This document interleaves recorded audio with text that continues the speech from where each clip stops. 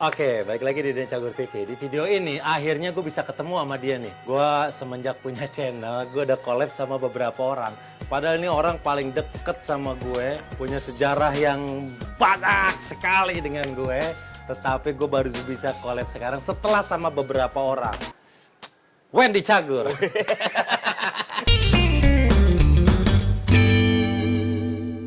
Ente, so sibuk ente. Ente yang sibuk, aneh mah so sibuk. Beda, Pak. Gila. Sehat ya, Pak? Alhamdulillah dong. Berapa kali kita janjian ya? Berapa kali? Gagal ketemu-ketemu. Pengen kolaps, ayo. Oh, akhirnya kejadian, hari ini kita kolaps. Wendy ada di channel gue. Terus gue juga ada di channel Wendy di inian. Ya, di Packing Sheet, di Packing part Sheet. gambar Sama Karma. Karma, tukar nama. Nah, gue emang udah tahu Wendy seneng mural itu dari zaman kuliah. Dan akhirnya sekarang kambuh lagi. Dan gue bersyukur sih bisa kambuh lagi karena itu ketemu sama teman-teman baru, ketemu sama yang gue punya konten di Packing Sheet namanya Meet the Artist. Nah, dimulai dari kayak gue interview The Popo dan segala macam, Harrison, Ian Olsen dan beberapa teman yang udah gue interview. Nah itu yang kayak membangkitkan Hasrat birahi lo gitu. untuk Gambar lagi. menodai kaleng. Ya, Oke. Nah, Wen, inget gak kapan pertama kali kita ketemu? pertama kali kita ketemu kalau nggak salah penerimaan ini dah unit kesenian mahasiswa dah. Iya, di UKM. Di UKM. Jadi, ente mana masuk ke UKM duluan siapa sih? Ente lah. Duluan aneh Tuan ente masuknya duluan aneh. Enggak, soalnya gimana? Ane sama Narji, duluan Narji. Oh, Narji satu angkatan, di atas Ane, baru Ane masuk tahun berikutnya. Iya berarti beda Beda setahun, tapi berarti Ane udah masuk, ente baru masuk. baru masuk. Dulu ente tuh seneng banget meragain jadi cewek, dan kalau udah jadi cewek lucu banget. Iya kan? Iya udah. Itu udah lucu banget asli. Jadi kalau zaman sekolah sih sebenarnya udah mainin karakter-karakter gitu. Tapi bukan berarti Lo begitu ya? Gue begitu gitu. Ya, tapi kan ya balik lagi tuh tuntutan profesi. Ya kan kita pernah ngalamin gimana gue dulu harus jadi Inul, terus gue harus belanja pakaian ke Majestic, terus gue nyobain baju, dan ketika mbak-mbaknya gitu udah gitu waktu itu gue jalan gitu terus ibaratnya Ntar lu gue ceritain dulu awal. Jadi kita punya satu acara di Trans TV judulnya Goyang Inul. Nah waktu itu acara komedi yang ratingnya tuh tinggi banget. Inul lagi top-topnya, kita bikin parodinya. Wendy jadi Inul, gue jadi bapaknya, Narji jadi Mas Adam. Itu top rating waktu itu. Bahkan KD tuh ngefans banget sama acara itu waktu kita lagi, KD lagi syuting pengen ketemu ya. Iya, bener. Seneng banget, gila sekelas KD lu, kita masih baru-baru. KD pengen ketemu katanya. Nah di peran itu Wendy jadi Inul. Nah nyambung ceritanya Wendy yang tadi. Jadi kemana-mana ente tuh belanja sendiri ya? iya dong. Jadi ke ITC. ITC misalkan ke Majestic gitu. Udah lihat-lihat baju Baju cewek. cewek. Baju cewek dong. Nanya dulu dong, buat siapa? Nah iya ditanya sama mbak-mbaknya, Mas buat siapa? Buat saya. Buat pacar ya? Buat ceweknya? Enggak. Buat siapa? Buat saya. Hah? Iya buat saya. Boleh cobain nggak, Pak? Ya boleh sih. Gua sampai beli pantat-pantatan. Iya. Sampai beli BH. Jadi di basecamp kita High tuh heels. lengkap. Wah. Iya. Heels. Jadi Wendy tuh kalau mau mangkal sebenarnya udah bisa. Kurang ajar. Jadi pantat-pantatan udah ada bener dijual, pantat bro. kan Gua gua zaman tepos dulu kan? udah tahu pantat-pantat Iya, ya. udah tepos.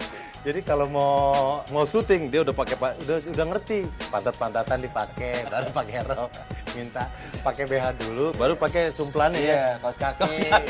Kaos kaki bola.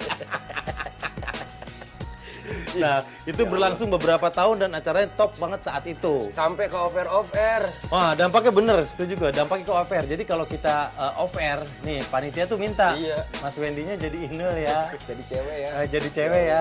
Tuh bahkan gue sama Narji udah nggak diminta jadi bapaknya Inul sama Adam. Wendy masih diminta tetap. Wendy-nya jadi Inul ya.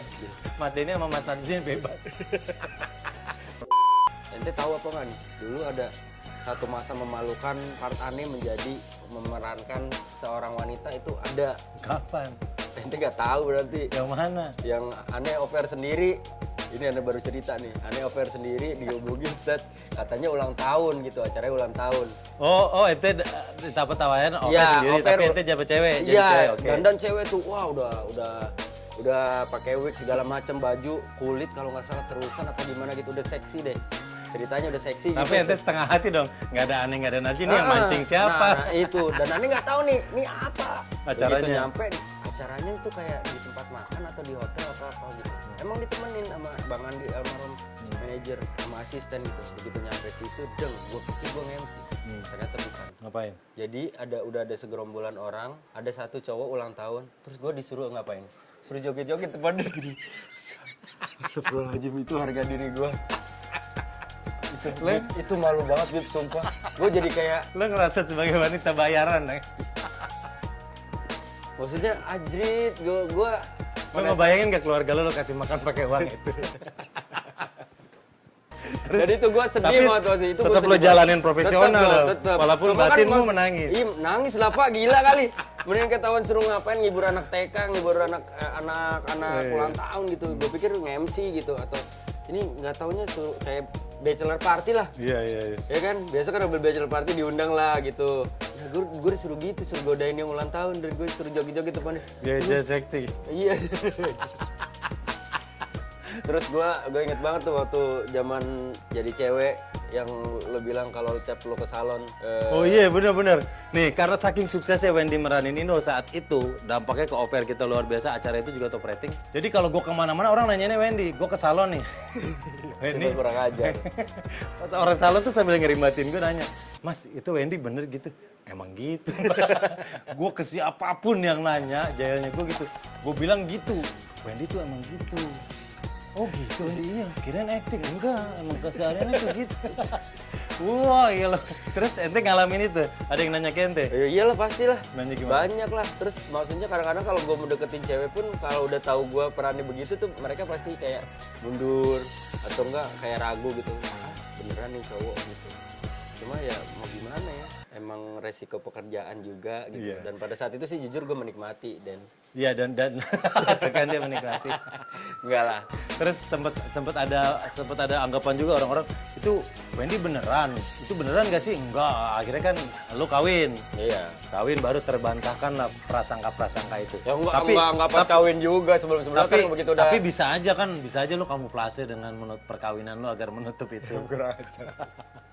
Tapi pada waktu itu hal itu masih nggak apa-apa ya di TV ya. Nggak apa-apa pada saat itu karena memang pada saat itu gue juga memang sekali lagi tadi gue tekanin gue memerankan sebuah karakter. Kita sedang memparodikan sebuah sesuatu, cerita. gitu. Jadi Dan itu biasanya kebutuhan cerita dan dari tim kreatif ataupun stasiun televisinya memang melihat itu, meminta itu.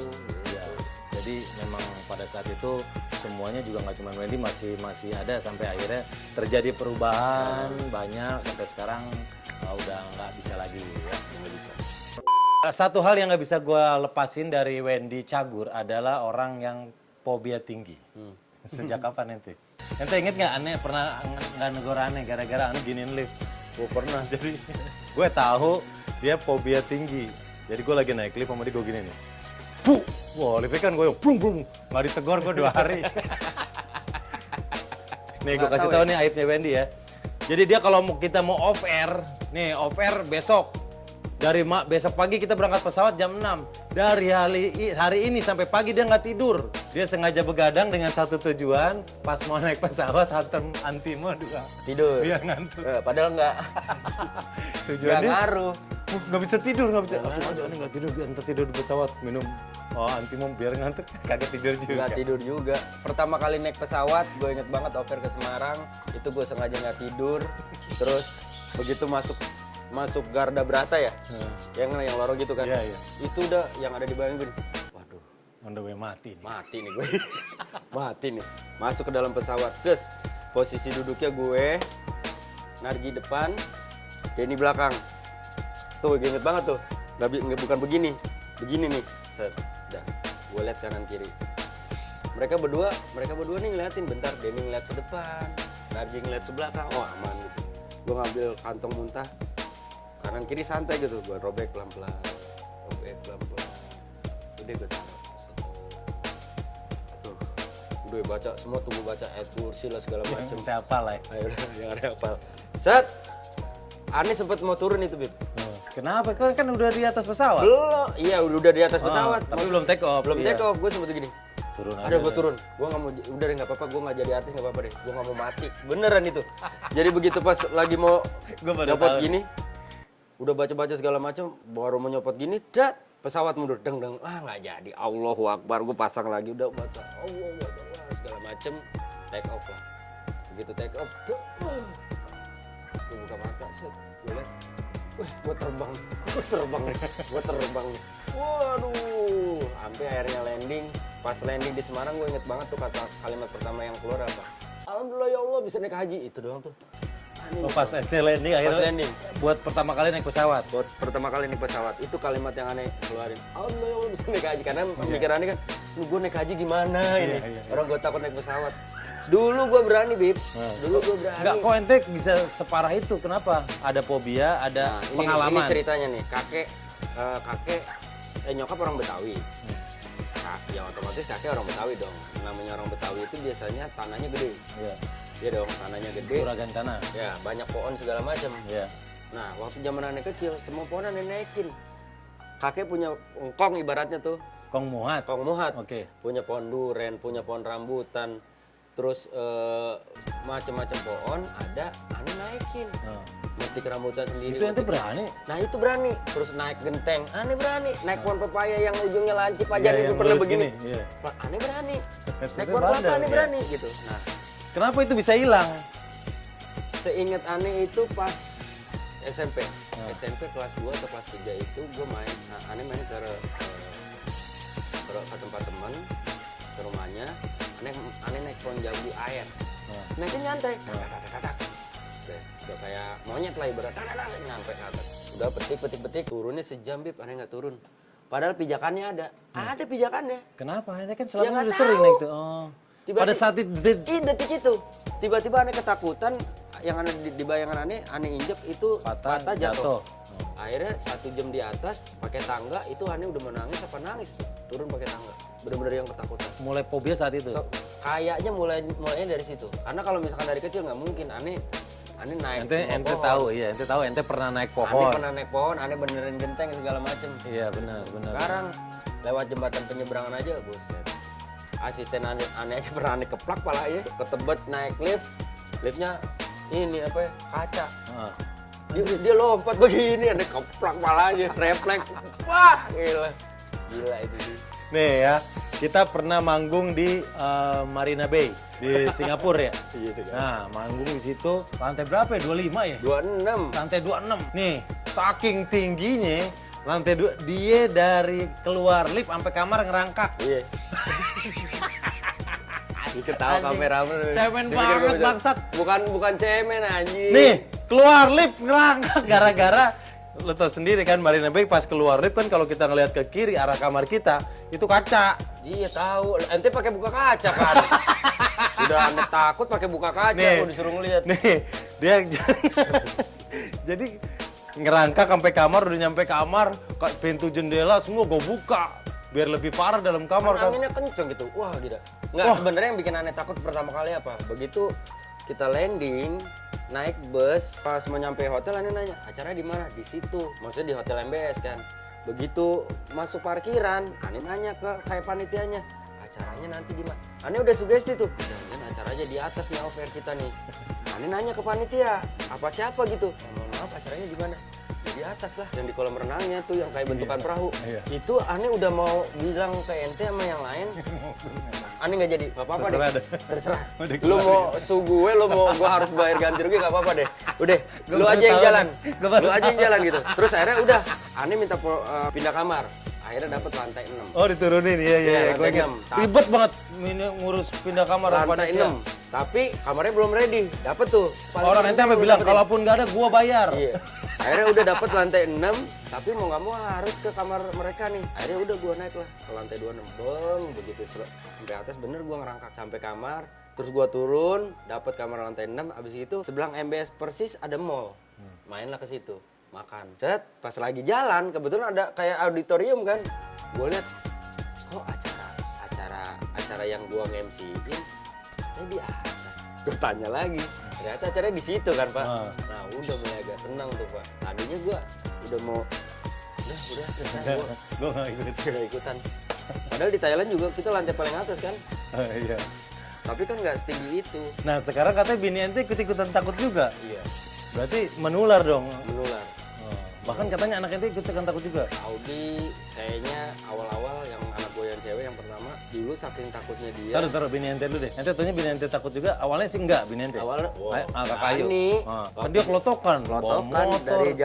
dari zaman pacaran pun kalau naik pesawat segala macem jadi mah santai ke toilet segala macem terus kadang-kadang ngajakin ayo dong anterin ke toilet udah tahu gue takut terus minta dianterin ke toilet itu inget banget habis jadian di Makassar terus balik ke Jakarta bareng terus gue yang dia minta anterin ke toilet dia bilang kan udah tahu gue takut nggak cinta berarti nggak sayang ya udah mau nggak mau aneh ke toilet tuh aneh jalan ke toilet beneran gini sampai depan toilet dia masuk ke toilet kan aneh nggak ngapa-ngapain kan aneh nyender pegangan begini nih sementara di depan nenek-nenek gini dong Santai. Nenek-nenek gini. Ente pegangan. ya aneh pegangan kenceng nenek-nenek coba gini dong ngeliatin aneh gitu kan dalam hati bodo amat terserah deh Kata dia dalam hati dia, nih kayaknya kakek nyamar. bini aneh jadi ketularan ya nggak tahu ya mungkin akhirnya sugesti Karena sering mendengar ente ketakutan. Jadi Iya. sugesti yang ente tanpa sadar masuk ke dia. betul nah sekarang kadang-kadang malah kalau ke perjalanan kemana gitu nggak mau naik pesawat naik kereta Nah, iya. Padahal dulu mau lama-lama dah nggak gitu. apa-apa istri gue dulu justru takut naik kereta Nah. jadi pertama kali naik kereta kan logikanya kereta di bawah di tanah gitu ya dia pas kenapa nih begitu kereta jalan kenapa nih Kereta belok. iya kereta belok di kenapa nih ayah ini kenapa enggak ini cuma langsam doang belok doang "Hah, kok takut sih nah terus aneh balikinnya gitu ini yang di darat aja kamu takutnya begitu jadi wajar dong kalau yang di udara takutnya kayak begini gitu akhirnya ya jadi karena sering ngerasain kayak begitu jadi apa ya terakhir Akhirnya waktu itu ke kebawa Bali juga. pernah itu sekarang kalau misalkan naik pesawat apalagi kalau berdua bawa Al-Quran Bib baca Quran tuh Oh, bagus tuh. aneh pernah Ente sering-sering aja bolak-balik Jakarta Bali. hatam tuh sampai segitunya sekarang Iya. nah Audi tapi alhamdulillah awal-awal dia parah juga maksudnya begitu masuk bandara aja dia udah pucet Dia takut. adiknya bisa merasakan itu sampai yang ngomong kakak takut ya takut tapi akhirnya sekarang udah mulai agak terbiasa dan udah nggak nangis lagi biasanya kalau yang cewek tuh take off landing pasti nangis sekarang udah mulai Nah ini juga nih pelajaran yang berarti kalau kita punya ketakutan sesuatu jangan memperlihatkan depan anak. Ya. Sebisa mungkin Ya. kita minimalisir. tapi pada saat udah punya anak memang gue mencoba meminimalisir itu jadi setakut-takutnya gue pernah ada masa waktu itu gue naik pesawat kemana gitu ya terus anak gue yang cewek nggak mau duduk sendiri dia mau dipeluk nah, perjalanan malam pula goyang kan set gue masih satu megang dia satu baca majalah nih biasanya gue kalau nggak ada yang dipeluk nggak ada gitu anak nggak ada lo, anak iya. pasti megang begini nih Iya. ini kan nggak bisa dong ya udah pura-pura aja baca majalah set pura-pura tenang Mau ketakutan, tahu ketakut kedengeran. tahu goyangnya kenceng Bib itu tahu majalah nih buang ada gini langsung langsung Allah Akbar. Tapi aneh berusaha untuk tenang berusaha dalam hati aja dalam hati tapi mungkin ya karena pelukan itu kan Dia merasakan ngalir tuh. langsung, iya. Akhirnya jadinya gitu Iya benar. Nah itu juga yang selalu gue tekenin ke istri gue. Dia tuh takut banget sama kucing. Gue ngelarang dia memperlihatkan rasa ketakutan dia kalau ada kakak Abi gitu. Nah karena gue tahu beberapa yang gue amati anak yang takut kucing, orang tuanya atau orang sekitar dia pasti ada yang takut kucing. Gitu. Kalau dia tidak mengalami hal-hal yang berhubungan trauma dengan kucing gitu. Nah dari situ gue mikir, jadi kalau kita memperlihatkan rasa takut kita di depan anak kita, akan mungkin anak kita juga ikutan takut karena menganggap kucing itu sesuatu yang menakutkan, yang akan gigit, yang akan nyakar gitu. Nah tapi gue pernah kebobolan Pak. Waktu itu gue nonton film Maze Runner. oke Nah, Maze Runner yang dalam labirin dikejar-kejar gonggok raksasa. Nah, di situ gue salah tuh. Karena gue lagi nonton film, gue ingin anak gue merasakan serunya film itu. Oh, gue di saat gonggonya takut, gue mau berarti, wah, seru banget. Gue pengen anak gue ngerasain serunya. Nah, tapi yang tertangkap sama anak, itu menyenangkan sebaliknya, menyeramkan. Kakak Abi umur 5 tahun kalau nggak salah tuh. Wah, abis nonton film, gue nggak menangkap gejala yang beda. Nah, tapi pas besokannya lagi ada orang nonton film itu lagi, kok kakak Abi nyamperin gue, meluk, gemeter. Wah, bahaya nih. Nah, terus besokannya gue ngeliat dia pulang dari sekolah nangis karena temennya nakut-nakutin pakai laba-laba. Wah, gue bilang anak gue takut laba-laba akhirnya. Di situ gue mikir, udah pulang sekolah, gue peluk, gue langsung browsing. di depan komputer gue browsing laba-laba lucu. Gue lihat laba-laba lucu, ada yang pakai kartun tuh Kak. Laba-laba lucu kan masih takut tuh dia. Enggak Kak, ini lucu lihat. Nah udah mulai tenang, gue ngerasain duduknya udah mulai nyaman. Oke, gue buka lagi film Behind the Scene di YouTube, Behind the Scene Maze Runner. Keluar tuh behind the scene pembuatan laba-labanya. Gue buka nih Kak, laba-laba yang itu tuh gini Kak, aslinya mesin tuh lihat tuh. Oh, lagi dibenerin sama mekaniknya.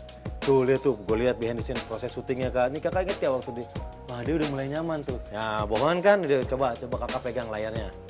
Awalnya takut, nah lama-lama dia berani, iya Pi, lucu Pi ya, lucu Pi. Udah ngerasa nyaman, komputer gue matiin, seret gue geser ke TV, gue setel lagi film itu. Nah dia awalnya takut lagi ya, gue bilang, nah ini Kak nih, itu yang Kakak lihat. Behind the scene yang tadi tuh, nih laba-labanya.